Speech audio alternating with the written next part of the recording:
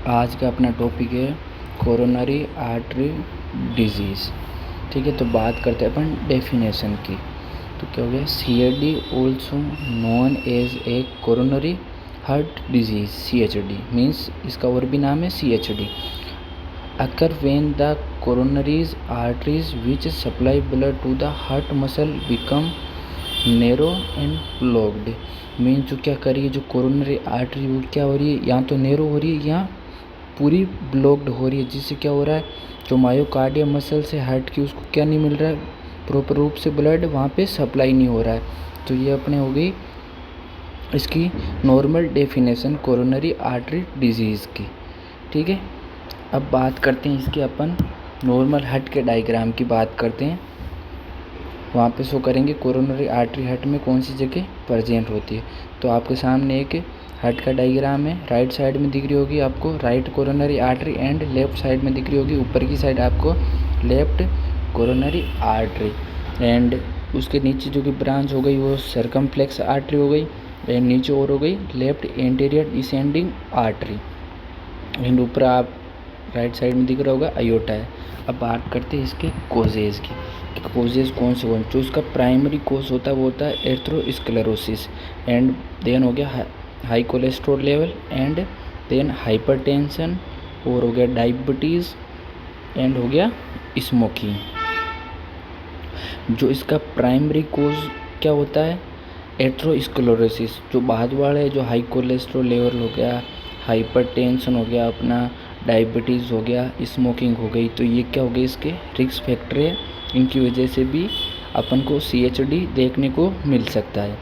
ये थे इसके मेन कोज, जो इसका प्राइमरी एक ही कोज होता है। ठीक है, देन अपन इसके बात करेंगे पैथोफिजियोलॉजी की। उससे पहले अपन एक डायग्राम पढ़ लेते हैं आर्टेरियल ल्यूमेन का। ठीक है,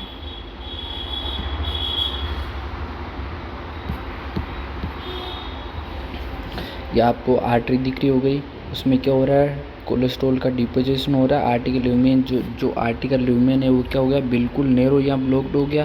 तो क्या हो रहा है, हार्ट प्रॉपर रूप से ब्लड कहाँ सप्लाई नहीं हो रहा है, मायोकार्डियम हार्ट की मसल्स को प्रॉपर रूप से ब्लड नहीं मिल रहा है। तो आपको जो येलो कलर का इसमें दिख रहा होगा वो अपना हो गया कोलेस्ट्रॉल। अब बात करते हैं इसके पैथोफिजियोलॉजी की। तो पैथोफिजियोलॉजी में हो गया अपना due to any etiological cause, due to any deposition of cholesterol. क्या हो रहा है, कोलेस्ट्रॉल डिपोजिशन हो रहा है आर्टरी के अंदर, तो क्या हो गई नैरोइंग ऑफ आर्टरी, जो क्या हो गई आर्टरी बिल्कुल नैरो हो गई। तो उसका नॉर्मल रास्ता था क्या वो हो गया नैरो हो गया, मतलब चिपक गया, नैरो मीन चिपक गया। अब आपको एक आर्टरी का डायग्राम भी दिख रहा होगा, इसके अंदर दोनों की साइड में भी क्या हो रहा है, कोलेस्ट्रॉल डिपोजिशन हो रहा है, तो ब्लड क्या कर नहीं पा रहा है, प्रॉपर रूप से फ्लो नहीं कर पा रहा है, और जो हार्ट की मसल से उसको क्या नहीं मिल रहा है, ब्लड नहीं मिल रहा है। अब बात करते हैं इसके आगे। इसके आगे हो गया अपना तो नैरोइंग ऑफ आर्टरी, तो क्या हो गया, decrease blood supply to the heart muscles. अब नैरो होगी तो क्या होगा, आगे ब्लड फ्लो नहीं करेगा, तो जो ब्लड सप्लाई वो क्या होगी, डिक्रीज हो गई। तो इससे अपने कंडीशन डेवलप हो जाती है ischaemia and heart failure. Ischaemia mean lack of blood supply. तो इसको अपने को क्या, ये किसको लीड कर सकते हैं, अपने डेथ को भी लीड कर सकते हैं। इस्कीमिया वापस बता देता हूँ आपको, ischaemia means lack of blood supply होता है। ठीक है, अब बात करते हैं इसके अपन नेक्स्ट वाले टॉपिक पे।